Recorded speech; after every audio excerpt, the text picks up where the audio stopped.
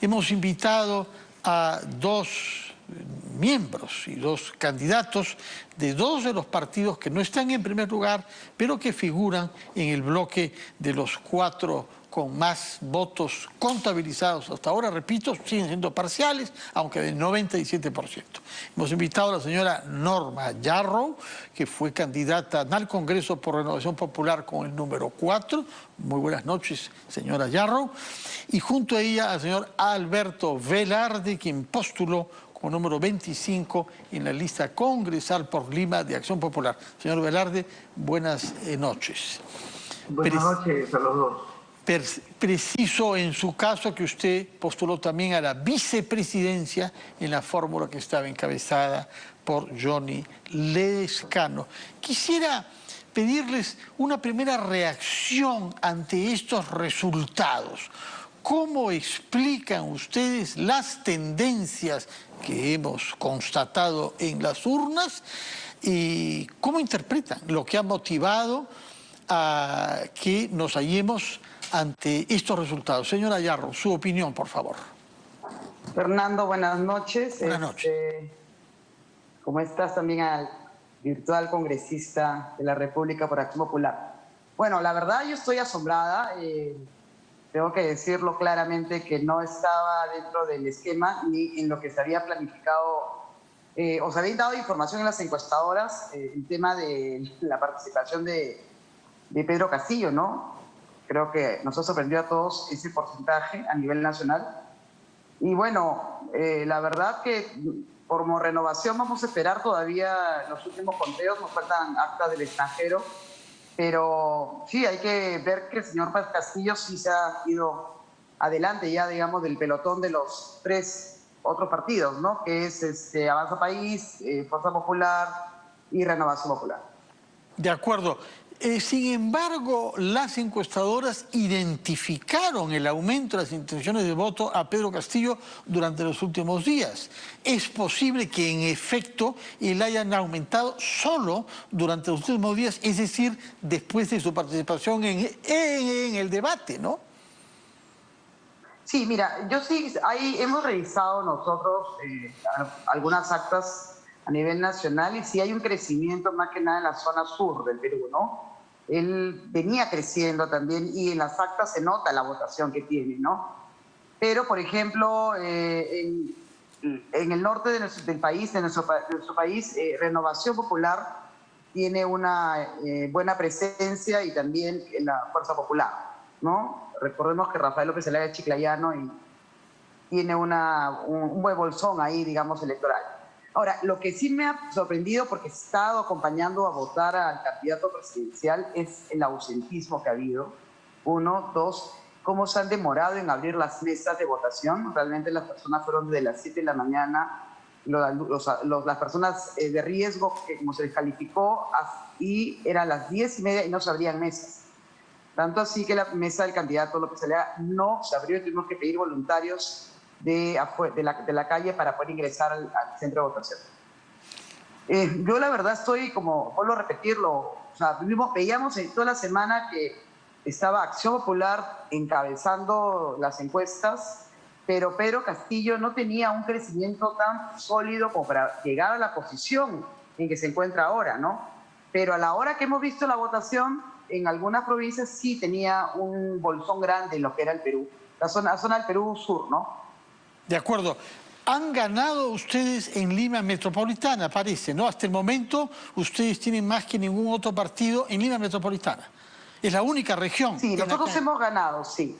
Ya. En Callao segundos y en Lima Metropolitana sí hemos ganado Renovación. Ya. Bueno, sí es un trabajo muy fuerte ahí, ¿no? Luego conversaremos sobre esta diferencia que hay entre las tendencias electorales en el área metropolitana, digamos, Lima-Callao, y las que se han registrado en el interior del país, particularmente en la sierra, porque el señor Castillo no ha ganado en todas las regiones de la sierra, y en algunas de ellas, como Apurímac y Huancavelica, ha obtenido más del 50%, es decir, él más que todos los otros 17 juntos. Así que tendremos que interpretar eso.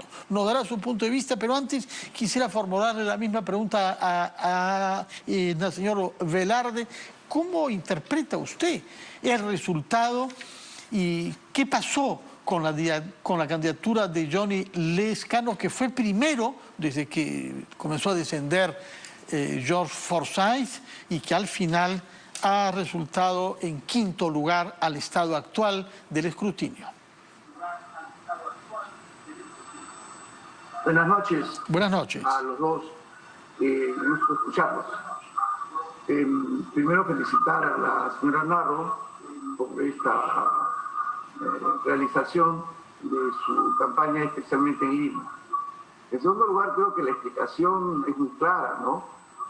Cuando Johnny Lescano aparece en las distintas encuestas como el líder de la elección hasta finales del mes de marzo, el enfoque de las campañas tuvo como primera lógica empezar a atacar temas personalísimos que no tenían que ver con la consistencia de la agenda nacional, sino fundamentalmente con temas personales.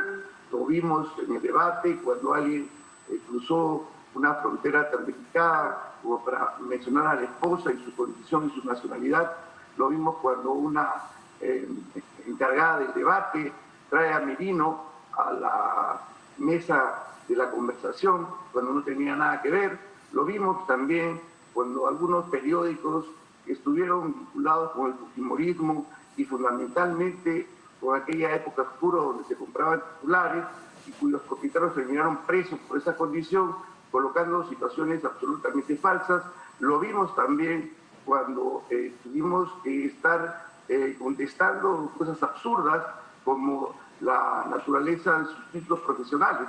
Entonces hemos recibido esta guerra indebida que en gran parte explica la demora en seguir manejando la agenda nacional, por un lado. Por otro lado, también es evidente que en el Perú, sobre todo en la parte sur del Perú, las necesidades que han venido apunándose muchos años no atendidas por los distintos gobiernos y especialmente en los últimos 20 años, que el crecimiento económico ha generado desigualdad, aunque ha reducido en algo la pobreza, se ha hecho allí más sensible. Y finalmente, creo que el partido como tal no ha tenido una estructura suficientemente capaz para desenvolverse a nivel nacional en todas las regiones de manera igualitaria.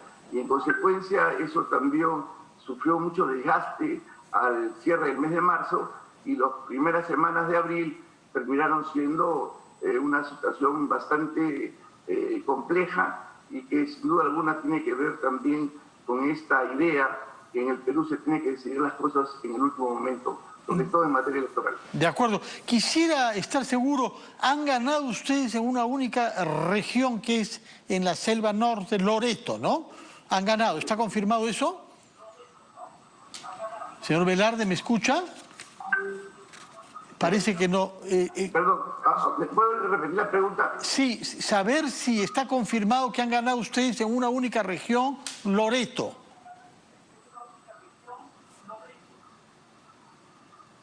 En realidad vamos a esperar el cómputo oficial. Tenemos algunas definiciones también en regiones como Puno, etcétera, y creo que no solo es el 3%, sino también hay actas observadas y en algunos casos puede haber algunos cambios. En consecuencia, Loreto está bastante próxima a confirmarse y en algunas otras hemos quedado segundos. Puede demorar todavía varios días ese 3% que falta porque, como usted dice, parte de ese 3% son las actas observadas y algunas que vienen del extranjero o de lugares de difícil acceso en nuestro país. Una última pregunta antes de regresar con la señora Yarrow. ¿Ha sido elegido usted? ¿Tiene datos sobre el estado del escrutinio respecto de su postulación? En particular, ustedes saben que soy el número 25, hay una dificultad siempre cuando uno tiene 2 dígitos. Mi partido hace elecciones internas y hay mucho liderazgo local. En consecuencia, la forma en que ingresan las actas va favoreciendo a los que tienen números como el 1, el 2, por las razones claras, Claro. y a los estamos en números dobles, estamos esperando los bolsones en los cuales tenemos liderazgo, ¿no? Y eso debe también cerrarse en las próximas 48 Muy horas. bien. Nos informe entonces cuando sepa si será o no usted congresista por Lima. En su caso, señora Yarrow, ¿tiene usted conocimiento de cuál es el escrutinio que se ha hecho sobre los votos recibidos por usted? Bueno, sí, nos están informando permanentemente, ya el 97% prácticamente, el almirante Montoya es el que está más votado dentro de Renovación, después está la señora Aguayo, y si no me equivoco estoy yo. Bueno. Pero sí estamos todavía también con algunas actas observadas, pero prácticamente Lima ya lo tenemos cerrado. De acuerdo. Nos ha dicho el señor Velarde, que conoce del tema, puesto que creo que ha sido secretario general del Partido Acción Popular, que hubo dificultades en el funcionamiento del partido por su estructura. Luego le quiero preguntar sobre ese tema. Pero en su caso, ¿usted diría que fue una campaña de un partido o que reposó sobre todo sobre la acción del señor López Aliaga y de algunas personalidades cercanas a él, como el almirante Montoya y usted misma?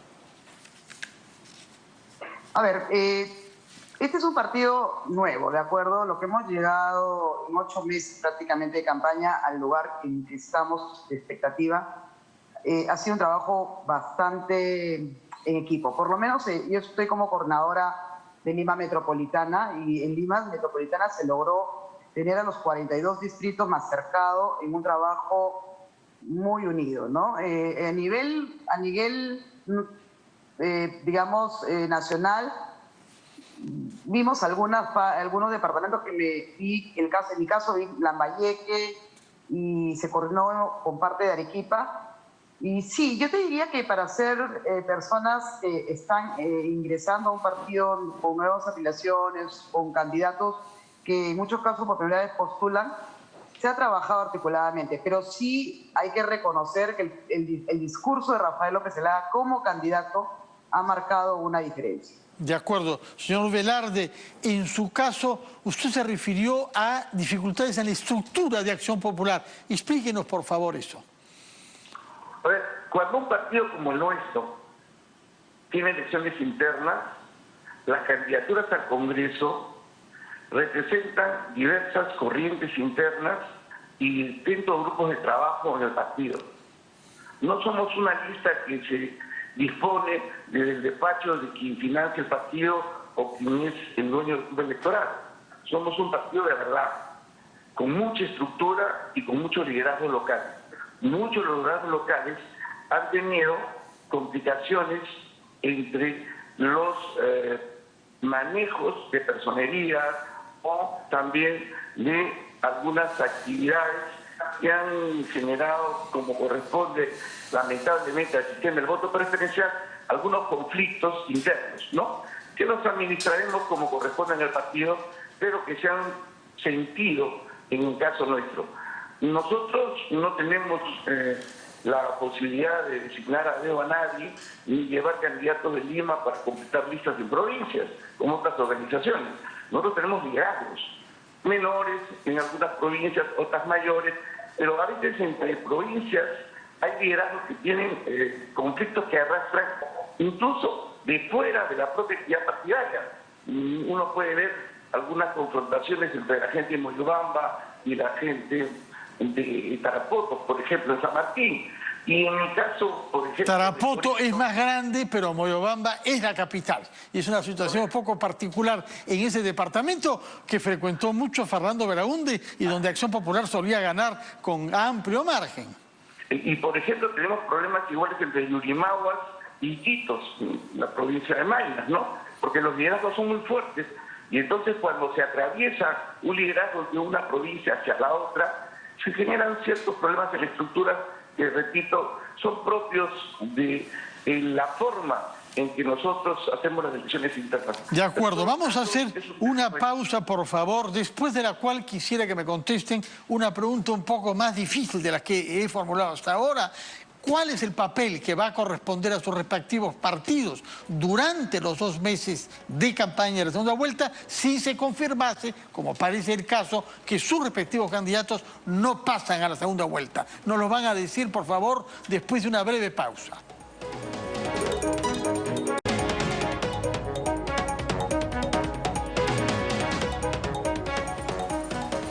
Son las 7:20 y estamos conversando con 2 candidatos al Congreso, la señora Norma Yarro de Renovación Popular y el señor Alberto Velarde de Acción Popular.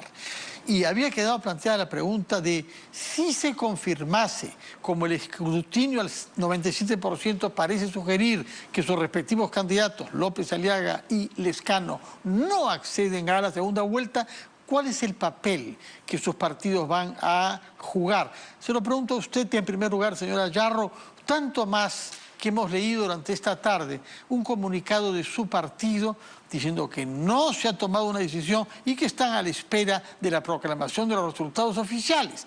Este comunicado ha sido publicado horas después de que adquiriese una gran difusión un pasaje de una intervención de Rafael López Aliaga, realizada la semana pasada antes del voto, con críticas severas contra Keiko Fujimori. Explíquenos, por favor, cómo interpretar la coexistencia de estos 2 documentos, el video contra Keiko Fujimori y el comunicado de su partido diciendo que aún no han tomado una decisión. Bueno, y también te podría decir que veríamos el video donde Rafael López Aliaga, para muchas personas, está dando también el apoyo a Pedro Castillo, lo cual tampoco es correcto. ¿De acuerdo? Hay que ser muy claros en esto. Renovación está esperando hasta ahora que se termine de todo revisar las actas. Hay varias impugnadas. Se ha pedido a la OMP que nos hagan llegar la relación de actas que están observadas, digitalizadas. Eso se ha pedido hoy en carta a la OMP. Entonces yo te podría decir, Fernando, con mucha tranquilidad, que nosotros somos un país que respeta la democracia, un partido que respeta la democracia. En segundo lugar, no se ha conversado sobre el tema porque tenemos todavía este 3% que pensamos puede haber todavía una posible diferencia que nos pueda ayudar a pasar a segunda vuelta. Entonces, yo te diría que Renovación en estos momentos no ha tomado una decisión en conjunto y que tiene que tomarla en conjunto como una organización política. Pero por lo que usted dice, uno puede concluir que no excluyen ninguna posibilidad de apoyar a uno o a la otra o abstenerse de apoyar a ninguno de los 2. Todo está abierto. Mira, yo si quieres yo te lo puedo decir en mi posición, ¿no? Sí, ¿Cuál por es favor. mi posición como Norma Yarro? Es abstener. Dejar libertad a nuestros simpatizantes que elijan lo que el país mejor merezca, ¿no? Como gobernantes. Yo personalmente no voy a tomar en este momento ningún tipo de apoyo a ninguna de las 2 candidaturas. De acuerdo. Una, porque es claro que yo no puedo estar con el tema de Odebrecht cuando hay una persona que ha sido, digamos, cuestionada por este tema, cuestionada nada más, digo. Y por el otro lado, con un señor Pedro Castillo, que está a favor del aborto, conozco un partido pro valores y pro familia. No es por defenderlo, pero me pareció que decía su oposición al aborto que no sea terapéutico, naturalmente, tal y como existe ya en nuestra ley. Es lo que me pareció oírle, pero en fin, quizá me equivoqué. En todo caso, comprendemos que por razones del vínculo eventual de Keiko con la corrupción y su concepción sobre valores de la vida, usted favorecería en su partido que se abstengan y que no emitan ninguna opinión favorable ni a uno ni a otro. ¿Estoy interpretándola bien? En este momento sí. En este momento sí. Muy bien. Señor Velarde, usted, Acción Popular, ¿cómo cree usted que se puede dirimir este problema en su partido si es que, como parece indicar, no accedería John Lezcano a la segunda vuelta? Yo creo que hay varios escenarios que trabajar. En primer lugar, recordar que el país tiene un acuerdo nacional, tiene un foro con un conjunto de políticas de Estado, 36, y que además hemos señalado 4 grandes objetivos. El primero de ellos, fortalecer la democracia. Y en consecuencia, el partido que siempre ha auspiciado este acuerdo nacional del presidente Paniagua, creemos que debe ser un punto de encuentro entre todos los peruanos, quienes estén hoy en la segunda vuelta y quienes estén haciendo parte de las distintas bancadas del Congreso de la República. Sobre esa estructura, el partido va a tomar su decisión primero en el comité político, como corresponde, de cual formó parte, y finalmente en el plenario nacional. Veo difícil que Acción Popular se pueda sumar a uno u otro, apoyar a uno u otro, si es que en el medio no llegamos a un acuerdo de cumplir con lo acordado ya durante estos casi 20 años que tiene el Acuerdo Nacional, con 36 políticas públicas, con 4 grandes objetivos nacionales, y recientemente trabajamos algunos temas muy importantes, por ejemplo en la economía, para darle sostenibilidad y permitir que el país siga creciendo, pasando estas dificultades. Quiero terminar esta pregunta manifestando lo siguiente: cualquiera que sea el destino del país, nos va a encontrar siempre en una vertiente democrática y anticorrupción.